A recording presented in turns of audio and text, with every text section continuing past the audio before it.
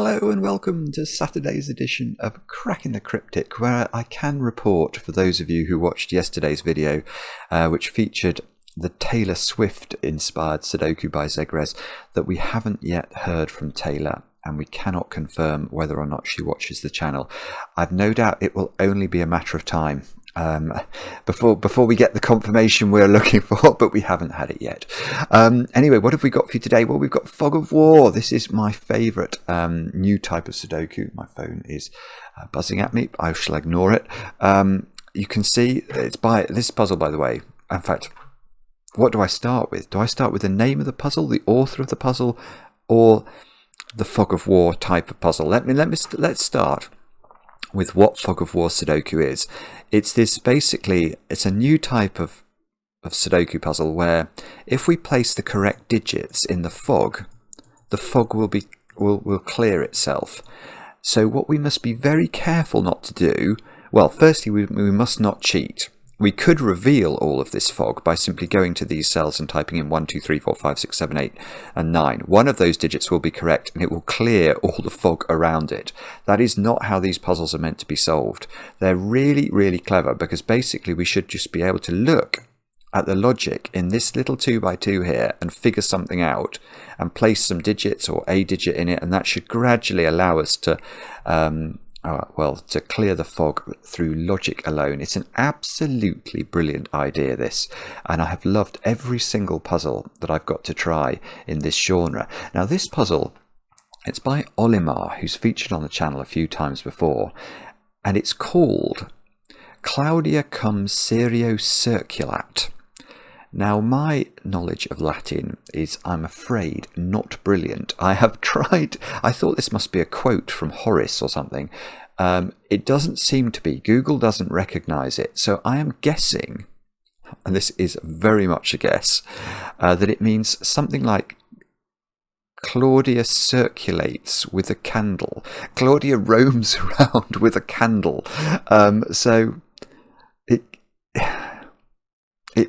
It's the Claudia I'm worried about here. I don't quite understand whether Claudia is a Latin word or whether it just is the name of somebody called Claudia. Perhaps Claudia is the real name of Olima. I don't know. But anyway, that is my best guess. I will rely on the comments to clear my fog regarding what that means, and you guys can tell me what I'm supposed to understand from the title. But anyway, I'm looking forward to trying this. It's got a really simple rule set, a bit of a negative constraint, which is perhaps something of a bête noire for me. But I don't. But we'll get cracking in a moment or two. I don't have much news today. I've got no birthdays, so I just have. Actually, I do have a birthday to do today. I hadn't realised because the email only came in today, but I want to wish Braden over there in Texas a very happy 30th birthday. Big birthday. And Braden, I know the start of 2023 has not been kind to you, but I hope you're able to have a great celebration today with chocolate cake, and I hope the rest of the year is a tremendous success. So all the best, buddy, and keep cracking. To read out the names of correct solvers of the J. Dyer Sudoku Hunt, which is of course available to our patrons over on Patreon. Very well done to Jana Enderman, Jordan Asio, Byron Sturtevant, Nora Hamacha, Monica Reese, Alexa and Surveus, who are Alexa. I can't connect to your Wi-Fi network. I'm sorry. She likes to join the videos, but they're a father and daughter Sudoku solving duo, a dynamic duo, and yeah, very well done. Scott Wigington, Matt Bernardina, Dan Marcolon, Corey Thomas, Alex Andranash, Jeffrey Byrne, Meg Flieger, Karamveer Kumar, Andy Wood, and Rachel Edwards, who apparently had a little help from husband Rob on Vitriol's geometry. And, well, I tell you what, Vitriol's geometry was hard to understand indeed, so that's quite understandable. Anyway, very well done to all of you, and of course, you must all, if you're patrons of the channel, you must be trying the Glum Hippo Sudoku Hunt, which is available, the Fossil Hunt. It'll expose the paleontologists in all of you. and get you in the mood for some Jurassic Park. But with that said and done, let's have a look at the rules of Olima's puzzle. They are as follows. Normal Sudoku rules apply. Placing correct digits in the grid will clear the fog. Adjacent digits along a line must differ by at least 5. So these are... this is a normal German Whispers puzzle today. What was the puzzle I had to do in the week? It was a 1 to 7 puzzle where the difference along the line had to be at least 4 digits. I'm getting attacked by an insect. This puzzle, if this square was a 1, I don't want to put anything in. I am getting attacked by an insect. Go away. If this was a 1, this cell would have to be at least 5 different from 1. Actually, look, if I use pencil marks, if this is a 1, this has to be at least 5 different from 1. So it would have to be 6, 7, 8, or 9. That's how the rules work. And then so would this cell, of course. This cell would also have to be 5 different from the 1. So that would also have to be 6, 7, 8, or 9. That's how that works. Cells separated by an X must contain digits summing to 10. Cells separated by a V must contain digits summing to 5. So we've got some Roman numeral constraints consistent with our Latin title today. All X and V clues are given, but may be hidden in the fog. So what that means... We haven't got really enough digits to show this, but it's not possible, for example, for these 2 digits to sum to 10 for many reasons, but amongst those is that if these 2 digits sum to 10, they ought to have an X between them. There is no X, so they cannot sum to 10 in this puzzle. There is a so-called negative constraint operating. Do have a go. The way to play is to click the link under the video as usual. Now I get to play. Let's get cracking. I have no idea how hard this is. The last Fog of War puzzle I did was really hard. It took me about an hour and a half, if I remember rightly. That was... I can't remember who designed that. But it was really clever, and I feel bad now. Oh, yes, I can remember. It was Doomed Yacht, wasn't it? Right, so... Okay, let's talk about green lines for a moment, because they have some properties. There are 2 secrets about green lines that probably are going to be useful here. The first secret is you can never put a 5 on a line. If I was to try and make this digit 5, I would find the next digit was impossible, because the next digit would have to be at least 5 different from 5, which means it's either going to be 10 or higher, or 0 or lower, and there are no Sudoku digits that fit those bills. So we can't put 5 on a line, and that means we get this oscillation along the line. So imagine this cell was low. By low, I mean below 5. If this cell's below 5, this digit must be above 5, because it must be at least 5 different from 1, which just takes it the higher side, takes it up to 6. But then if this digit was a 6, this digit, which would be the next digit on the line, has to duck beneath 5 again. So you get oscillation. Now, that's going to be helpful here, isn't it? Because we can immediately, therefore, we know these 2 cells sum to 5, so they've got to be 1s, 2s, 3s, and 4s. So these 2 cells have to be 6s, 7s, 8s, and 9s. Right, and I've now figured something out about this V clue. This V clue is not a 1-4 pair, and that's because neither of these digits can be a 4, look. If we try and make this a 4, 4 is the monogamous digit. 4 and 6 are the monogamous digits along green lines, because if you put a 4 on a green line, it only ever wants one partner. It can only have one partner, and that's the partner 9. We need a digit that's 5 away at least from 4 and is a valid Sudoku digit, so 4 has to pair off with 9. 6 has to pair off with 1. So if we do make this 4, we have to have a 9 here and a 9 here, and that breaks the rules of Sudoku. If we make this 4, both of those have to be 9. So this is not a 1-4 pair. It's not given us any digits. We've not cleared the fog yet. But, okay, now neither of these cells can be 6, because 6 is monogamous, only can be adjacent to a 1. Oh, of course, hang on. We've got an X clue here as well. So that square can't be a 9 at all. This is either 7 or 8. And I want to say, therefore, that that square's a 9? Because if that square was a 7 or an 8, then because this added up to 10, imagine that was 2 8.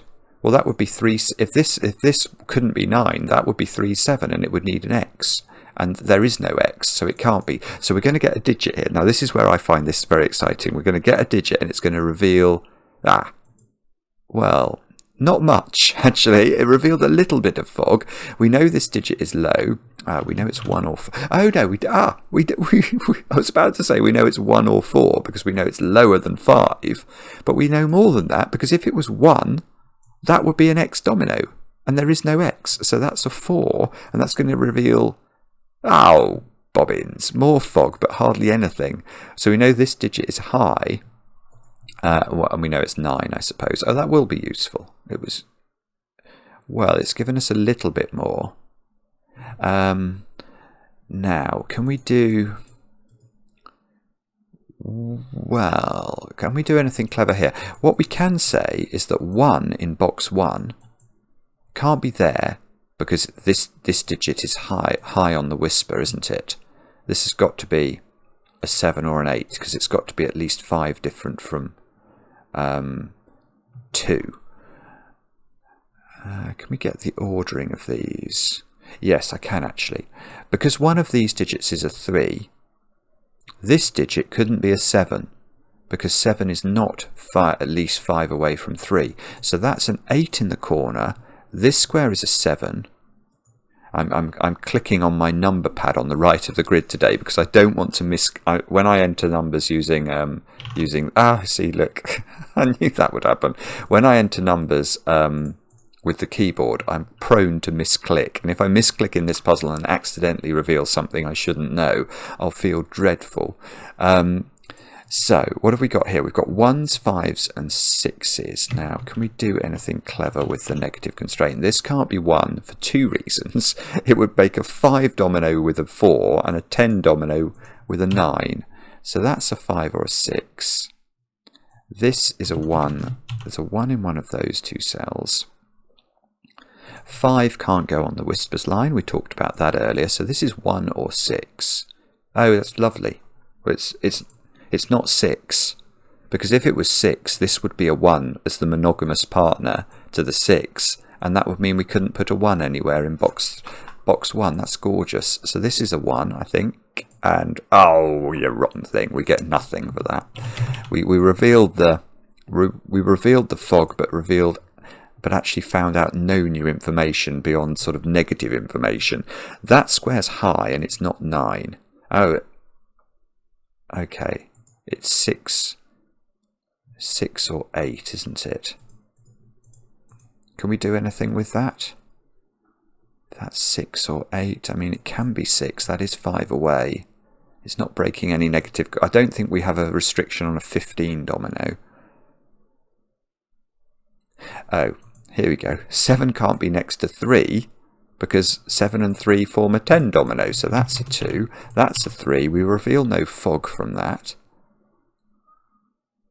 Oh, 4. This is so powerful. 4 can't be next to 6. So that's got to be a 5. That's got to be a 6. That's got to be an 8. Now I'm going to be careful pressing that one in.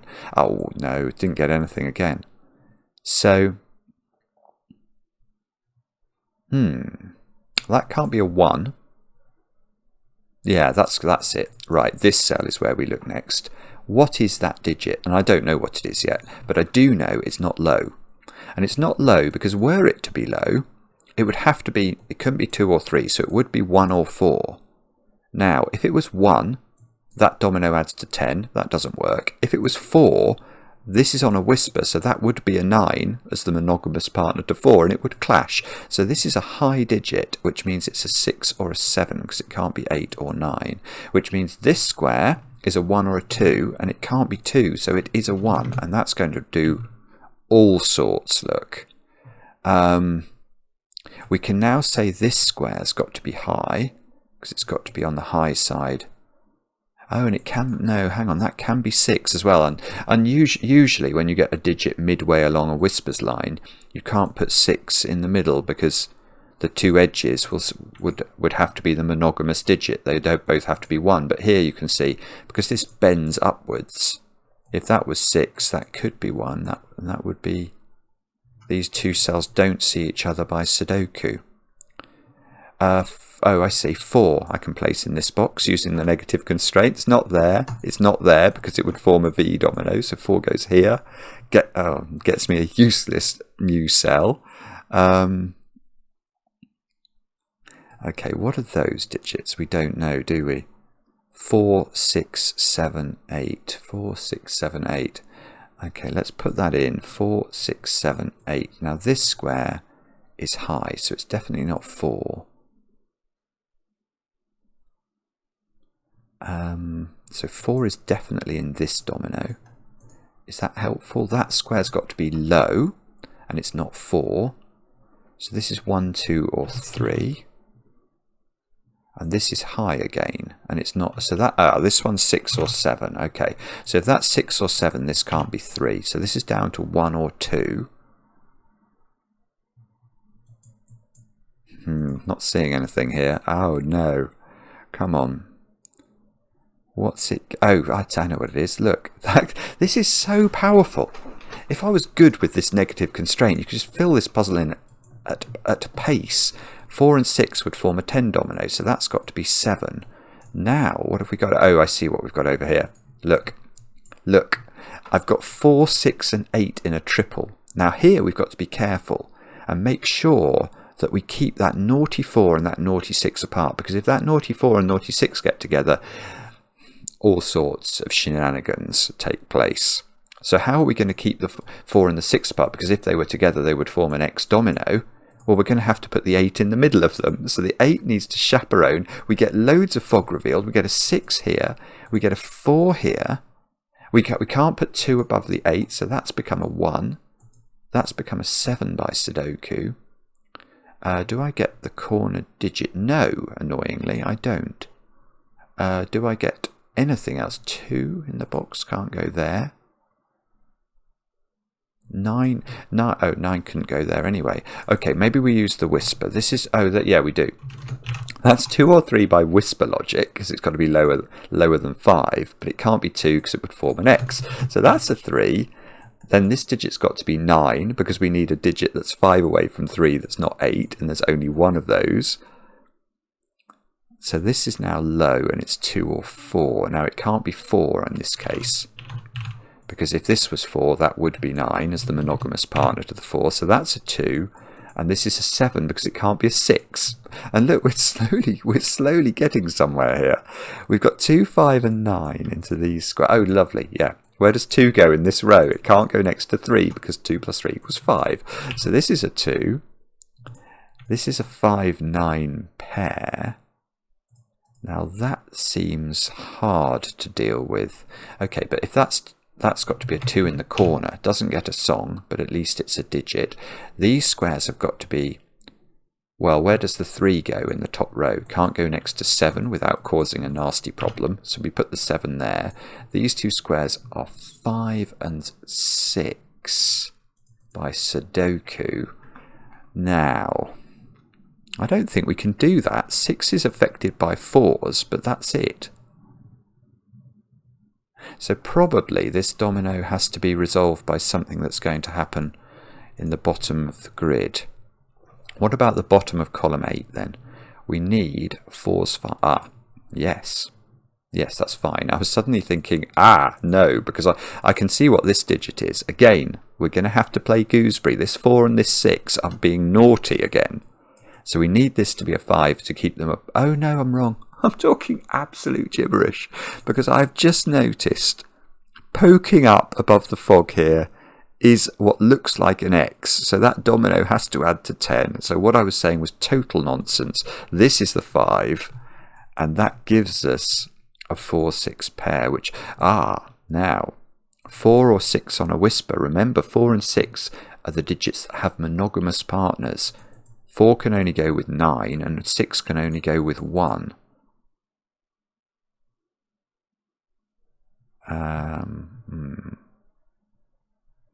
I can't actually see how to do that, rather annoyingly.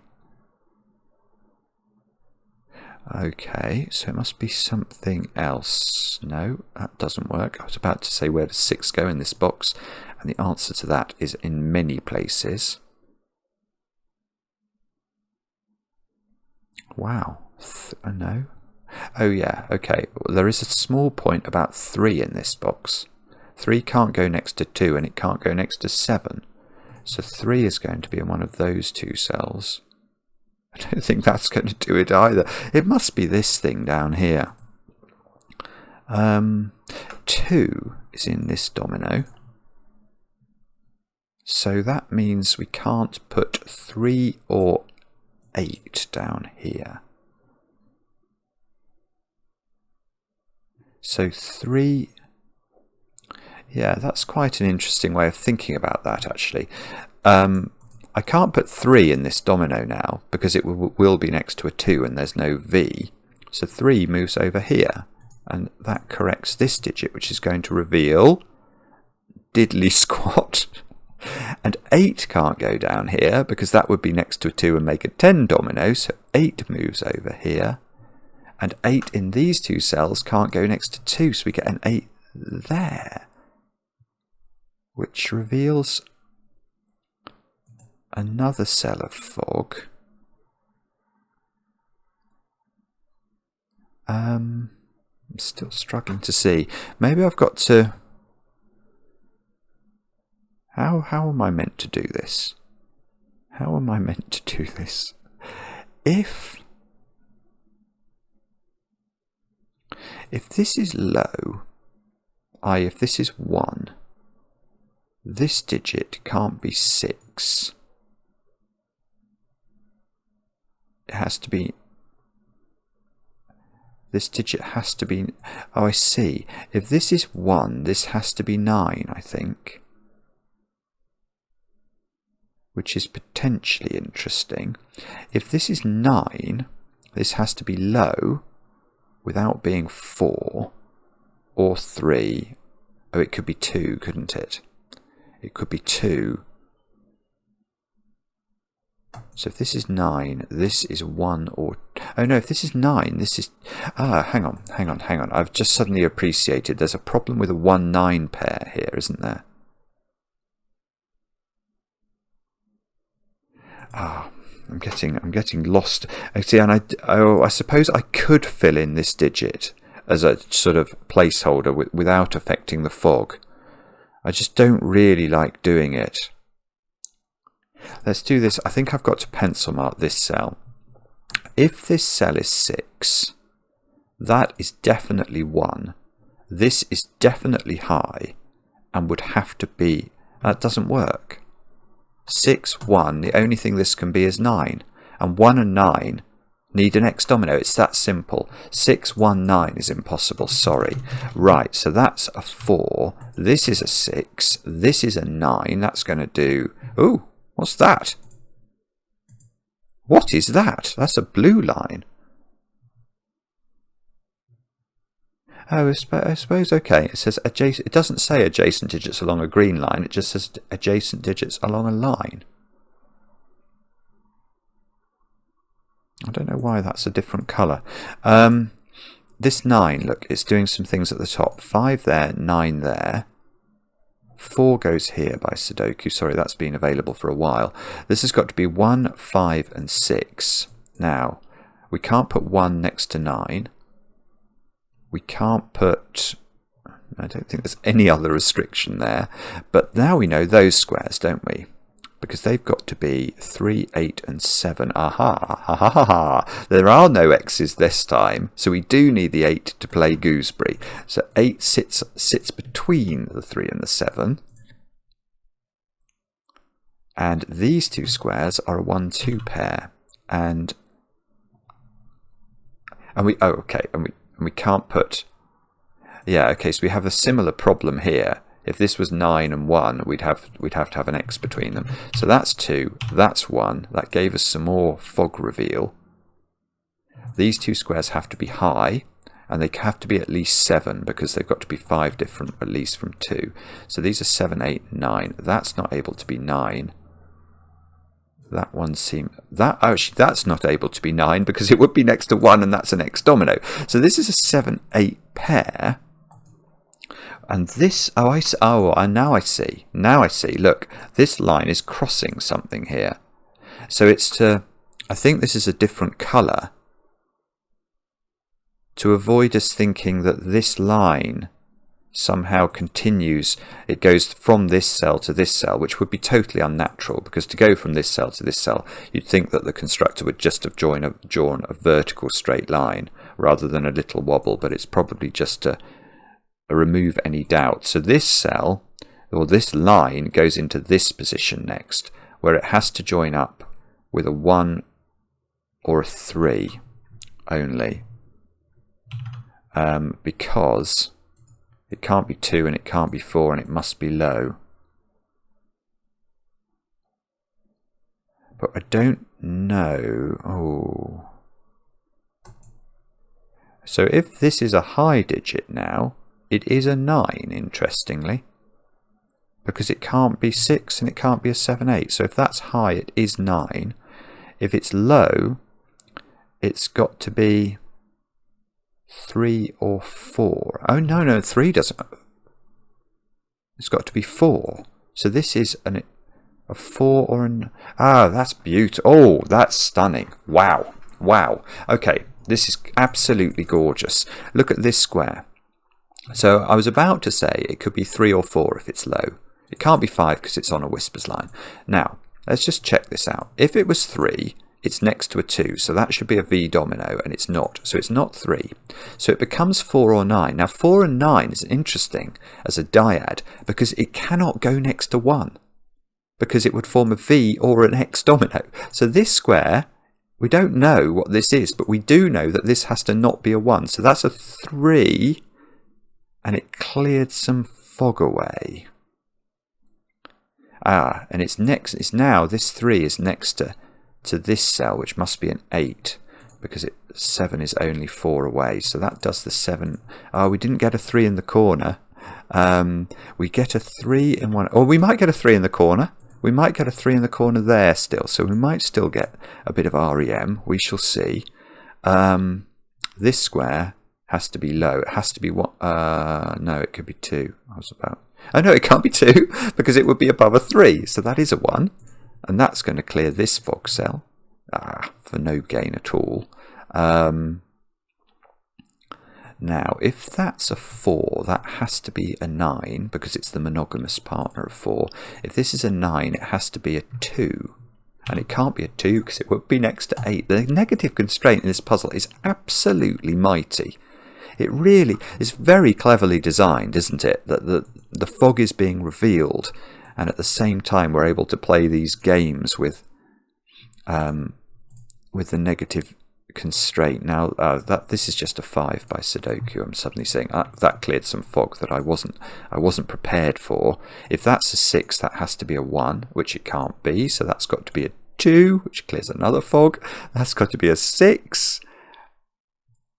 These squares are now known. They're that's a snooker maximum, a 1 4 7. But 1 4 and 7 we've got to be careful about, because we can't put the 1 and the 4 together because they get up to shenanigans. So let's put the 7 in the middle of them to stop the shenanigans. Don't know whether we can do the 1 and the 4 yet, but at least we did what we could. Now this digit has to be high, and it's not 6 or 8, so it is 7 or 9. I think it really is 7 or 9. I don't think we know which. What about this row then? Oh, I see. 1, 7 and 9. Okay, well that we can do, because again we've got the 1 and the 9 needing to be kept apart. Oh, actually, have I missed a trick here? Is it possible? I'm wrong, actually. I hope I haven't done this early in the puzzle. I could have done. I'm suddenly thinking, what would happen if there was an X under the fog there? Then that could be a 1-9 pair. Ooh, I'm suddenly nervous that I could well have done that, because I keep seeing these. Is that what I did here? to clear this fog. Oh, goodness me, let me just double check. So I said that was 147. No, I would see the X poking out up or above or below there. So I think that was legitimate. But I think here I've got to be very careful. I don't think... I know that's not a 7. So this is 1 or 9. So this... Well, no, this can be 1 if that's an X. Right, I've got to be really careful. And I am a little bit nervous that I've made an assumption earlier on in my solve. If I have, I didn't mean to. Again, I've got it here as well, haven't I? This is 2, 3 or 4. And my natural reaction here is to go, well, I can't make this a 2 then. Because it will be next to a 3 and it will form a V domino. But what if the V was here? That would work. Potentially under the fog. So, okay. That's tricky. That's tricky. What about this then? 5, 6 and 8. Can we do anything with that? 8's not there. 6 is not here. 5 is not here.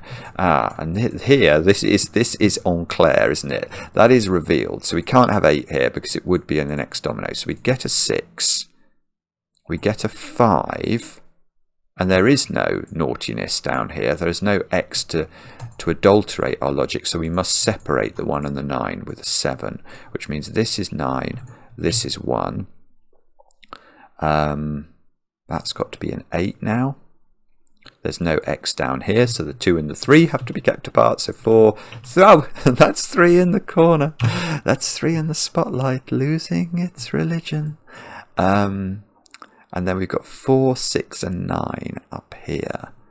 4, 6 and 9. Well, again, okay, here I think it's legitimate. If there was an X domino, we would see it poking out of the fog. And because of Claudia circulating round with her candle, there is no X to see, so the 9 must sit between the 4 and the 6. And that clears all the fog. So now we've just got a Sudoku. Well, we've got a Sudoku with a negative constraint to do. These squares are 1, 2 and 5. Can we say anything about that? 2 can't go next to 8. 1 can't go next to 9. 2, so there's a 2 looking at that square. So that's a 5, that's a 1, that's a 2, that's a 1, that's a 4, that's a 4, that's a 6. That's all just Sudoku. That becomes a 5, 6 and 1 go into the grid. These squares are 3, 7 and 8. So we can put 3 here, 7 here, 8 here. These squares are 3 and 6, which we can now do. That gets the 6 and the 5 at the top of the grid. 5 goes in here. We need 2, 8 and 9. 8, 2, 9. There we go. Probably. Yes. Wasn't that lovely? Wasn't that lovely? What a beautiful puzzle from Olima. Now, okay, what I'm determined to just trip the light fandango back through is whether or not did I make any false assumptions about negative constraintage. I think we're okay to here. I can't remember if I did anything over here that was clever in that way. What about there? No, that I almost made that mistake there, but I didn't make it. What have I done here? I've made this a 2 because if it was a 4 that would be a 9. That's legitimate. Okay, so maybe I was okay. Maybe by hook or by crook I have indeed solved the puzzle logically. Let me know if I didn't. I certainly didn't mean to assume anything about what was hidden behind the fog. And yeah, I will just say again, what a lovely puzzle from Olima. I enjoyed it mightily, as I hope you could tell. And I hope you did too. I hope you had a go. And I hope none of you cheated. Let me know in the comments how you got on. I enjoy the comments, especially when they're kind. And we'll be back later with another edition of Cracking the Cryptic.